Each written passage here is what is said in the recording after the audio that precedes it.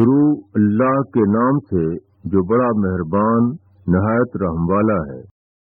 اور ہم نے موسیٰ کو کتاب دی اور اس کے بعد پیدر پہ رسول بھیجے اور عیسیٰ ابن مریم کو کھلی کھلی نشانیاں دیں اور روح پاک سے اس کی تائید کی۔ تو جب بھی کوئی رسول تمہارے پاس وہ چیز لے کر آیا جس کو تمہارا دل نہیں چاہتا تھا تو تم نے تکبر کیا، پھر ایک جماعت کو جھٹلایا اور ایک جماعت کو مار ڈالا۔ اور یہود کہتے ہیں کہ ہمارے قلوب محفوظ ہیں، نہیں بلکہ اللہ نے ان کے انکار کی وجہ سے ان پر لعنت کر دی ہے، اس لیے وہ بہت کم ایمان لاتے ہیں۔ اور جب آئی اللہ کی طرف سے ان کے پاس ایک کتاب جو سچا کرنے والی ہے اس کو جو ان کے پاس ہے، اور وہ پہلے سے منکروں پر فتح مانگا کرتے تھے، پھر جب آئی ان کے پاس وہ چیز جس کو انہوں نے پہچان لیا تو انہوں نے اس کا انکار کر دیا۔ بس اللہ کی لعنت ہے انکار کرنے والوں پر۔ کیسی بری ہے وہ چیز جس سے انہوں نے اپنی جانوں کا مول کیا کہ وہ انکار کر رہے ہیں اللہ کے اتارے ہوئے کلام کا، اس ضد کی بنا پر کہ اللہ اپنے فضل سے اپنے بندوں میں سے جس پر چاہے اتارے، بس وہ غصے پر غصہ کما کر لائے، اور انکار کرنے والوں کے لیے ذلت کا عذاب ہے۔ تشریح: تورات اللہ کی کتاب تھی جو یہود پر اتری، مگر دھیرے دھیرے تورات کی حیثیت ان کے یہاں قومی تبرک کی ہو گئی۔ قومی عظمت اور نجات کی علامت کے طور پر یہود اب بھی اس کو سینے سے لگائے ہوئے تھے، مگر رہنما کتاب کے مقام سے اس کو انہوں نے ہٹا دیا تھا۔ حضرت موسیٰ کے بعد بار بار ان کے درمیان انبیاء اٹھے، مثلا یوشع نبی، داؤد نبی، زکریا نبی، یحییٰ نبی وغیرہ۔ ان کے آخری نبی حضرت عیسیٰ تھے۔ یہ تمام انبیاء یہود کو یہ نصیحت دینے کے لیے آئے کہ تورات کو اپنی عملی زندگیوں میں شامل کرو، مگر تورات کے تقدس پر ایمان رکھنے کے باوجود یہ آواز ان کے لیے تمام آوازوں سے زیادہ ناقابل برداشت ثابت ہوئی۔ وہ خدا کے نبیوں کو نبی ماننے سے انکار کرتے، حتیٰ کہ ان کو قتل کر ڈالتے۔ اس کی وجہ یہ تھی کہ تورات کے نام پر وہ جس زندگی کو اختیار کیے ہوئے تھے وہ حقیقتاً نفسانیت اور دنیا پرستی کی ایک زندگی تھی جس کے اوپر انہوں نے خدا کی کتاب کا لیبل لگا لیا تھا۔ خدا کے نبی جب بیامیز حق کی دعوت پیش کرتے تو ان کو نظر آتا کہ یہ دعوت ان کی مذہبی حیثیت کی نفی کر رہی ہے۔ اب ان کے اندر گھمنڈ کی نفسیات جاگ اٹھتی، وہ نبیوں کے اعتراف کے بجائے ان کو ختم کرنے کے در پہ ہو جاتے۔ یہی معاملہ عرب کے یہود نے رسول اللہ صلی اللہ علیہ وسلم کے ساتھ کیا۔ وہ اپنی کتابوں میں آخری رسول کی پیشینگوئی کو دیکھ کر کہتے کہ جب وہ نبی آئے گا تو ہم اس کے ساتھ مل کر منکروں اور مشرکوں کو زیر کریں گے، مگر ان کی یہ بات محض ایک جھوٹی تقریر تھی جو اپنے کو مذہب کا پاسبان ظاہر کرنے کے لیے وہ کرتے تھے۔ چنانچہ وہ نبی آیا تو ان کی حقیقت کھل گئی۔ ان کے جاہلی تعصبات اپنے گروہ سے باہر کے ایک نبی کا اعتراف کرنے میں رکاوٹ بن گئے۔ قرآن میں آپ کی صداقت کے بارے میں جو واضح دلائل دیے جا رہے تھے ان کے جواب سے وہ عاجز تھے، اس لیے وہ کہنے لگے کہ تمہاری ظاہر فریب باتوں سے متاثر ہو کر ہم اپنے اسلاف کا دین نہیں چھوڑ سکتے۔ شروع اللہ کے نام سے جو بڑا مہربان نہایت رحم والا ہے۔ اور جب ان سے کہا جاتا ہے کہ اس کلام پر ایمان لاؤ جو اللہ نے اتارا ہے تو وہ کہتے ہیں کہ ہم اس پر ایمان رکھتے ہیں جو ہمارے اوپر اترا ہے، اور وہ اس کا انکار کرتے ہیں جو اس کے پیچھے آیا ہے، حالانکہ وہ حق ہے اور سچا کرنے والا ہے اس کا جو ان کے پاس ہے۔ کہو اگر تم ایمان والے ہو تو تم اللہ کے پیغمبروں کو اس سے پہلے کیوں قتل کرتے رہے؟ اور موسیٰ تمہارے پاس کھلی نشانیاں لے کر آیا، پھر تم نے اس کے پیچھے بچڑے کو معبود بنا لیا اور تم ظلم کرنے والے ہو۔ اور جب ہم نے تم سے عہد لیا اور کوہ طور کو تمہارے اوپر کھڑا کیا، جو حکم ہم نے تم کو دیا ہے اس کو مضبوطی کے ساتھ پکڑو اور سنو۔ انہوں نے کہا، ہم نے سنا اور ہم نے مانا، اور ان کے انکار کے سبب سے بچڑا ان کے دلوں میں رچ بس گیا۔ کہو، اگر تم ایمان والے ہو تو کیسی بری ہے وہ چیز جو تمہارا ایمان تم کو سکھاتا ہے۔ کہو، اگر اللہ کے یہاں آخرت کا گھر خاص تمہارے لیے ہے دوسروں کو چھوڑ کر، تو تم مرنے کی آرزو کرو اگر تم سچے ہو، مگر وہ کبھی اس کی آرزو نہ کریں گے، بسبب اس کے جو وہ اپنے آگے بھیج چکے ہیں، اور اللہ خوب جانتا ہے ظالموں کو۔ اور تم ان کو زندگی کا سب سے زیادہ حریص پاؤ گے، ان لوگوں سے بھی زیادہ جو مشرک ہیں۔ ان میں سے ہر ایک یہ چاہتا ہے کہ 1000 برس کی عمر پائے، حالانکہ اتنا جینا بھی اس کو عذاب سے بچا نہیں سکتا، اور اللہ دیکھتا ہے جو کچھ وہ کر رہے ہیں۔ تشریح: یہود جو قرآن کی دعوت کو ماننے کے لیے تیار نہ ہوئے، اس کی وجہ ان کا یہ احساس تھا کہ وہ پہلے سے حق پر ہیں، اور حق پرستوں کی سب سے بڑی جماعت اسرائیل سے وابستگی رکھتے ہیں، مگر یہ دراصل گروہ پرستی تھی جس کو انہوں نے حق پرستی کے ہمانہ سمجھ رکھا تھا۔ وہ گروہی حق کو خالص حق کا مقام دیے ہوئے تھے۔ یہی وجہ ہے کہ حق جب اپنی بیامیز صورت میں ظاہر ہوا تو وہ اس کو لینے کے لیے آگے نہ بڑھ سکے۔ اگر خالص حق ان کا مقصود ہوتا تو ان کے لیے یہ جاننا مشکل نہ ہوتا کہ قرآن کا آنا خود ان کی مقدس کتاب تورات کی پیشنگوئیوں کے مطابق ہے، اور یہ کہ قرآن کے نزول کے بعد اب قرآن ہی کتاب حق ہے، نہ کہ ان کا اپنا گروہی مذہب۔ ان کا معاملہ فی الواقع حق پرستی کا معاملہ نہیں۔ اس کا ثبوت ان کی اپنی تاریخ میں یہ ہے کہ انہوں نے خود اپنے گروہ کے نبیوں، مثلا حضرت زکریا، حضرت یحییٰ کو قتل کیا۔ انہوں نے ان کی زندگیوں پر تنقید کی جو ان کے خلاف گواہی دیتے تھے، تاکہ ان کو خدا کی طرف سے پھرا لائیں۔ حضرت موسیٰ نے جو معجزے پیش کیے، اس کے بعد ان کی نبوت میں کوئی شبہ نہیں رہ گیا تھا، مگر کوہ طور کے 40 روزہ قیام کے زمانے میں جب حضرت موسیٰ کا شخصی دباؤ ان کے سامنے نہ رہا تو انہوں نے بچڑے کو معبود بنا لیا۔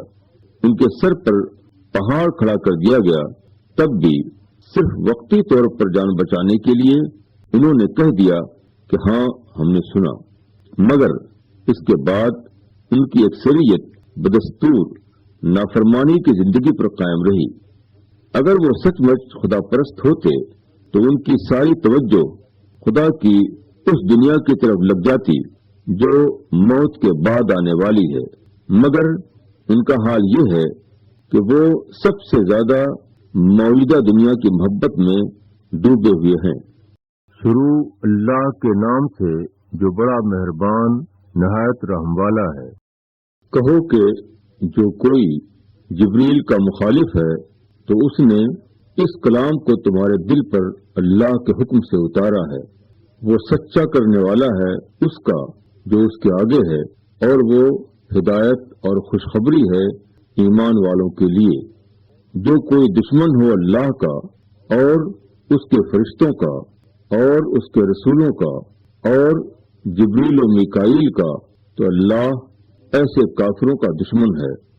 اور ہم نے تمہارے اوپر واضح نشانیاں اتاری، اور کوئی ان کا انکار نہیں کرتا مگر وہی لوگ جو فاسق ہیں۔ کیا اب بھی وہ کوئی عہد باندھیں گے تو ان کا ایک گروہ اس کو توڑ پھینکے گا، بلکہ ان میں سے اکثر ایمان نہیں رکھتے۔ اور جب ان کے پاس اللہ کی طرف سے ایک رسول آیا جو سچا کرنے والا تھا اس چیز کا जो उनके पास है, तो इन लोगों ने जिनको किताब दी गई अल्लाह की किताब को इस तरह पीठ पीछे फेंक दिया गोया वो उसको जानते ही नहीं। तशरीह, कदीम जमाने में यहूद की सरकशी के नतीजे में बार बार उनको सख्त सजाएं दी गईं। सुन्नतुल्लाह के मुताबिक हर सजा से पहले पैगंबरों की जुबान से उसकी पेशगी खबर दी जाती। ये खबर अल्लाह की तरफ से जिब्रील फरिश्ते के जरिए पैगंबर के पास आती और वो उससे अपनी कौम को आगाह करते। इस किस्म के वाकयात में असल सबक ये था कि आदमी को चाहिए कि वो अल्लाह की नाफरमानी से बचे ताकि वो अज़ाब इलाही के जद में न आए। मगर यहूद इन वाकयात से इस किस्म का सबक न ले सके। इसके बजाय वो कहने लगे कि जिब्रील फरिश्ता हमारा दुश्मन है, वो हमेशा आसमान से हमारे खिलाफ अहकाम लेकर आता है। जब रसूलुल्लाह सल्लल्लाहु अलैहि वसल्लम ने ऐलान किया कि अल्लाह ने जिब्रील के जरिए मुझ पर वही की है, तो यहूद ने कहना शुरू किया कि जिब्रील तो हमारा पुराना दुश्मन है। यही वजह है कि नबूवत जो सिर्फ इस्राएली गिरोह का हक था, उसको उसने एक और कबीले के फर्द तक पहुंचा दिया। इस किस्म की बेमाना बातें वही लोग करते हैं जो फिस्क और बेकैदी की जिंदगी गुजार रहे हों। यहूद का हाल ये था कि वो नफ्स परस्ती, आबाई तकलीद, नस्ली और कौमी असबियत की सतह पर जी रहे थे और कुछ नुमाइशी किस्म के मजहबी अहकाम करके जाहिर करते थे कि वो ऐन दीन खुदाबंदी पर कायम हैं। जो लोग इस किस्म की झूठी दीनदारी में मुब्तला हों, वो सच्चे और बेआमेज दीन की दावत सुनकर हमेशा बिगड़ जाते हैं, क्योंकि ऐसी दावत उनको उनके फख्र के मकाम से उतारने के हम्माना नजर आती है। वो मुश्तइल नफ्सियात के तहत ऐसी बातें बोलने लगते हैं जो न वो सर्फ के एतबार से दुरुस्त होने के बावजूद हकीकत के एतबार से बिल्कुल बेमाना होती हैं। जाहिर है कि फरिश्ते का आना और रसूल का मबूस होना सब मुकम्मल तौर पर खुदाई मंसूबे के तहत होता है। ऐसी हालत में जब दलाइल ये जाहिर कर रहे हों कि पैगंबर अरबी के पास वही चीज आई है जो इब्राहिम और मूसा और ईसा पर आई थी और वो पिछले आसमानी सहीफों की पेशिनगोइयों के ऐन मुताबिक है, तो ये सरीह तौर पर इस बात का सबूत है कि वो अल्लाह की तरफ से है। आदमी बहुत सी बातें ये जाहिर करने के लिए बोलता है कि वो ईमान पर कायम है, हालांकि वो बातें सिर्फ इस बात का सबूत होती हैं कि आदमी का ईमान और खुदा परस्ती से कोई ताल्लुक नहीं। शुरू अल्लाह के नाम से जो बड़ा मेहरबान नहायत रहम वाला है। और वो उस चीज के पीछे पड़ गए जिसको शयातीन सुलेमान के सल्तनत पर लगाकर पढ़ते थे। हालांकि सुलेमान ने कुफ्र नहीं किया, बल्कि ये शयातीन थे जिन्होंने कुफ्र किया। वो लोगों को जादू सिखाते थे और वो उस चीज में पड़ गए जो बाबिल में दो फरिश्तों हारूत और मारूत पर उतारी गई, जबकि उनका हाल ये था कि जब भी किसी को अपना ये फन सिखाते तो उससे कह देते कि हम तो आजमाइश के लिए हैं, बस तुम काफिर न बनो। मगर वो उनसे वो चीज सीखते जिससे मर्द और उसकी औरत के दरमियान जुदाई डाल दें, हालांकि वो अल्लाह के इज़्न के बगैर उससे किसी का कुछ बिगाड़ नहीं सकते थे। और वो ऐसी चीज सीखते जो उनको नुकसान पहुंचाए और नफा न दे, और वो जानते थे कि जो कोई इस चीज का खरीदार हो आखिरत में उसका कोई हिस्सा नहीं। कैसी बुरी चीज है जिसके बदले उन्होंने अपनी जानों को बेच डाला। काश वो इसको समझते, और अगर वो मोमिन बनते और तकवा अख्तियार करते तो अल्लाह का बदला उनके लिए बेहतर था। काश वो इसको समझते। तशरीफ, आसमानी किताब के हामिल किसी गरोह का बिगाड़ हमेशा सिर्फ एक होता है, निजात आखिरत जिसका इन्हिसार तमाम तर अमल साले पर रखा गया है, उसका राज बेअमली में तलाश कर लेना। اللہ کا کلام حقیقتاً عمل کی پکار ہے، مگر جب قوم پر سوال آتا ہے تو اس کے افراد مقدس کلام کے لکھ لینے یا زبان سے بول دینے کو ہر قسم کی برکتوں کا پراسرار نسخہ سمجھ لیتے ہیں۔ یہی وہ نفسیاتی زمین ہے جس کے اوپر سحر اور کہانت اور عملیات وجود میں آتے ہیں۔ چھومنتر جیسی چیزوں سے جنت حاصل کرنے والے دنیا کو بھی چھومنتر کے ذریعے حاصل کرنے کی کوشش میں لگ جاتے ہیں۔ بزرگوں سے عقیدت کو نجات کا ذریعہ سمجھنے والے ارواح سے تعلق قائم کر کے اپنے دنیوی مسائل حل کرنے لگتے ہیں، اور عاد و وظائف کے طلسماتی اثرات پر یقین کرنے والے سیاسی چمتکار دکھا کر ملت کی تعمیر اور دین کے احیاء کا منصوبہ بناتے ہیں۔ یہود اپنے زوال کے بعد جب بے عملی اور توہم پرستی کی اس کیفیت میں مبتلا ہوئے تو ان کے درمیان ایسے لوگ پیدا ہوئے جو سحر اور کہانت کی دکان لگا کر بیٹھ گئے۔ ان ظالموں نے اپنے کاروبار کو چمکانے کے لیے اپنے اس فن کو حضرت سلیمان علیہ السلام کی طرف منسوب کر دیا۔ انہوں نے کہنا شروع کیا کہ سلیمان کو جنوں اور ہواؤں پر جو غیر معمولی اقتدار حاصل تھا وہ سب علم سحر کی بنا پر تھا، اور یہ سلیمانی علم بعض جنوں کے ذریعے ہم کو حاصل ہو گیا ہے۔ اس طرح حضرت سلیمان کی طرف منسوب ہو کر عملیات کا فن یہود کے اندر بڑے پیمانے پر پھیل گیا۔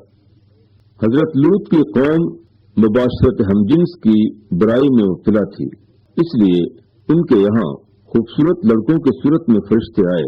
اسی طرح یہود کی آزمائش کے لیے بابل میں 2 فرشتے بھیجے گئے جو درویشوں کے بھیس میں عملیات سکھاتے تھے، تاہم وہ کہتے رہتے تھے کہ یہ تمہارا امتحان ہے، مگر اس انتباہ کے باوجود وہ اس فن پر ٹوٹ پڑے، حتیٰ کہ انہوں نے اس کو ناجائز مقاصد میں استعمال کرنا شروع کر دیا۔